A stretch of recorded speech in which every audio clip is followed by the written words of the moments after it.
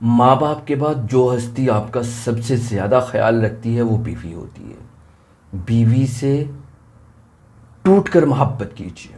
बीवी की हर ज़रूरी और जायज़ ख्वाहिश का पूरा पूरा ख्याल रखिए। बीवी के हुकूक का भी ख्याल रखिए, सारे हुकूक अदा कीजिए। लेकिन बीवी की वजह से वालिदैन, माँ बाप, बहन भाइयों के साथ ज़्यादती न कीजिए, उनके हुकूक तल्फ न कीजिए।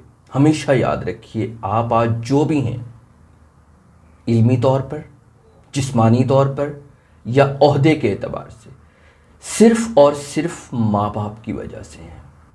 चंद जमातें पढ़ने पर आपको वो हज़म नहीं होती हैं और आप वालिदैन के सामने खड़े होकर कहना शुरू कर देते हैं कि आप लोग जाहिल हैं, ख़ुद को अरस्तु समझना शुरू कर देते हैं।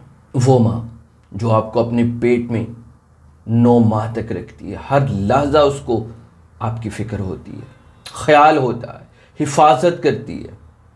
फिर उसके बाद जवान होने तक आपकी हर तरह से परवरिश करती है, हर तरह से ख्याल करती है। आपके जब पर निकल आते हैं, आप बुलंदियों पे पहुंच जाते हैं और आपको या तो फिर माँ बाप नज़र ही नहीं आते या आपको कीड़े मकोड़े लगने लगते हैं।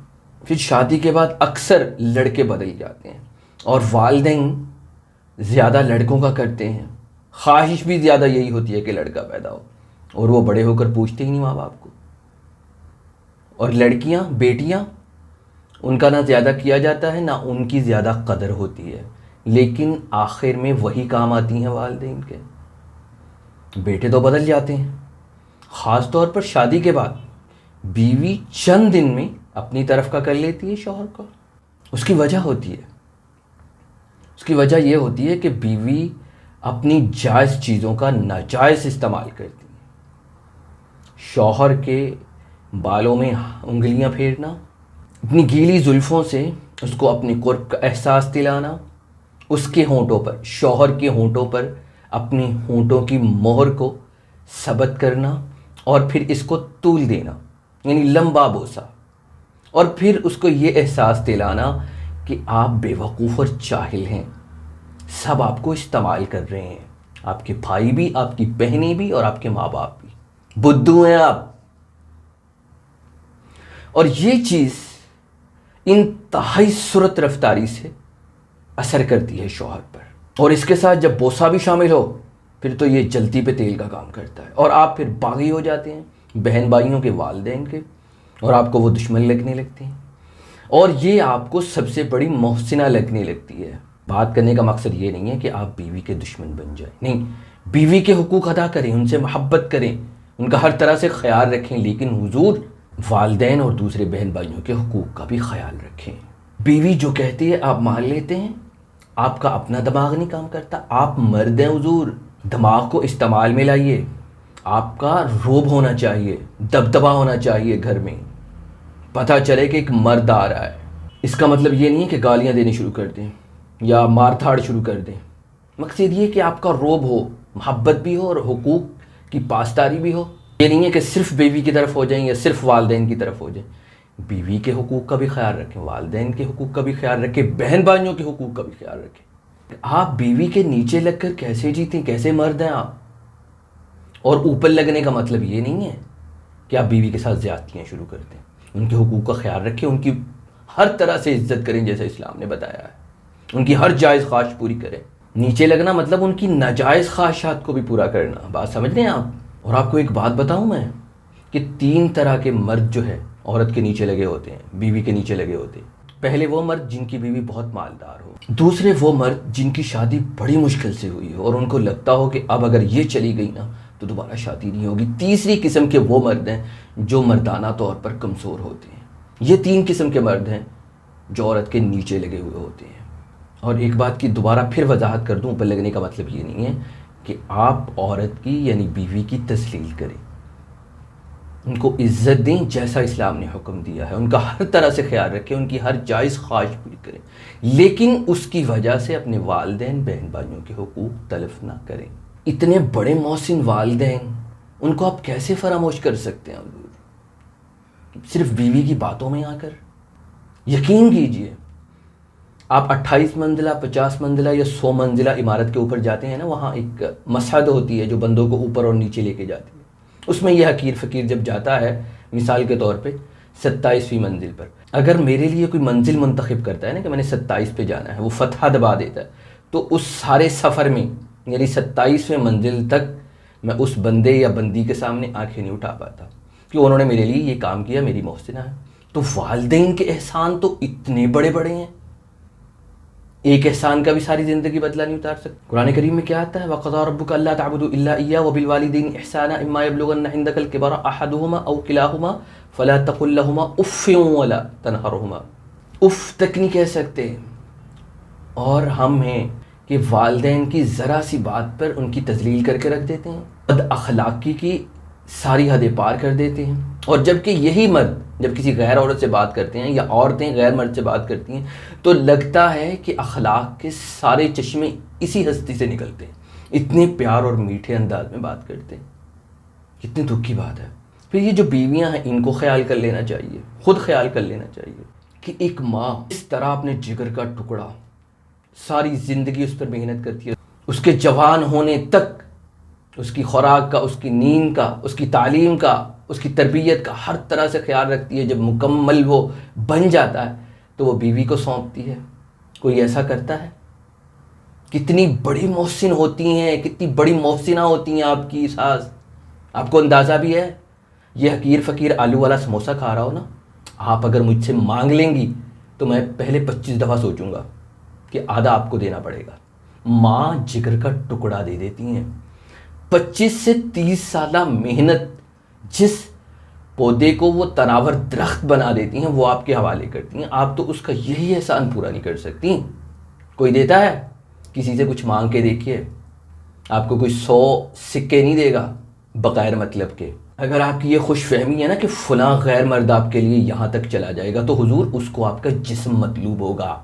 सादा लफ्ज़ों में उसके पीछे उसको ये मकसद होगा कि उसने आपके कपड़े उतारने हैं, बगैर मतलब कि आपका कोई काम भी नहीं करेगा। सास इतना बड़ा गुर्दा करती है कि जवान बेटा आपके सुपुर्द कर देती है, और आप उसी जवान बेटे को उसकी माँ के खिलाफ इस्तेमाल करती। तो दुख नहीं होता, चीखें नहीं निकलती। फिर इस चीखों पर आप अपना रोना धोना लोगों के सामने बयान करती हैं कि हमारी सास इतनी बुरी है। आपने जो तीर चलाए हैं, आपने जो एहसान फरामोशी की है, आपने जो जुल्म किए हैं, आपको याद नहीं है? उसका असर एक माँ पर क्या पड़ा होगा? नहीं, आपको नहीं पता चलेगा। जब आप माँ बन जाएंगी, इन हालात से गुजरेंगी, तब आपको समझ आएगी, लेकिन उस वक्त देर हो चुकी होगी। आपने भी आना है उसी हालत में जिस हालत में आपकी आज सास है, और आपने भी इन्हीं हालात से गुजरना है। हुजूर, अगर आप अपनी औलाद की, अपनी नस्लों की तरबियत इस तरह करेंगी तो कम से कम आगे चलकर आप अपना मुस्तकबिल महफूज कर सकेंगी। दीनी लिहाज से अगर आप नहीं भी मानती ना, दुनियावी लिहाज से आपके कितने फ़ायदे हैं। दीनी एतबार से तो फिर जन्नत ही जन्नत है, इसमें कोई शक नहीं है। शरई तौर पर आपका कोई हक नहीं है कि शौहर के वालिदैन का ख्याल रखें, उनके लिए खाना बनाएं, उनके लिए रोटियां बनाएं, उनकी खिदमत करें, आपका कोई हक नहीं है। लेकिन हुजूर, अगर आप कर लेंगी तो आपकी जन्नत भी, आपकी कब्र भी ठंडी होगी, आपको दुनियावी तौर पर बहुत सारे फ़ायदे होंगे। शौहर आपका काम कर रहा है ना, आपके लिए कमा के ला रहा है, तो आप उसके बदले में उनका काम कर लीजिए, उनके वालिदैन की खिदमत कर लीजिए। क्योंकि शौहर अगर वालिदैन की खिदमत पे लग जाएगा तो कमाकर कौन लाएगा?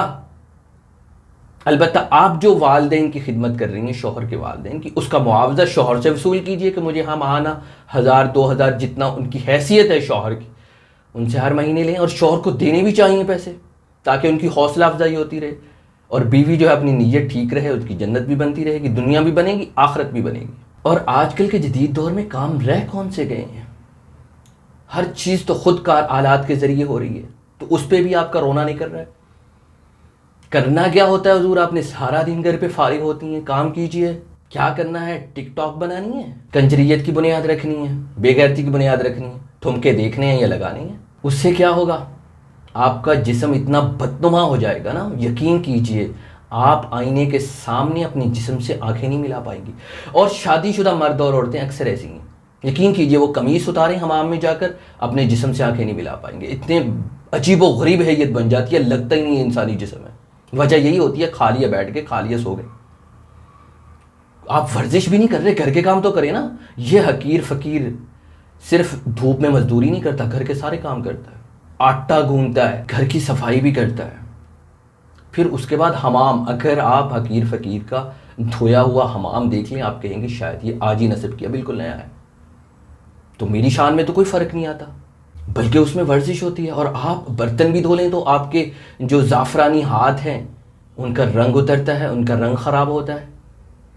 हुजूर आपको अपने ज़ाफ़रानी हाथों का ख्याल है, आपको अपने पेट का ख्याल नहीं, अपने जिस्म का ख्याल नहीं, वो किधर जा रहा है, देखा भी है कभी आपने?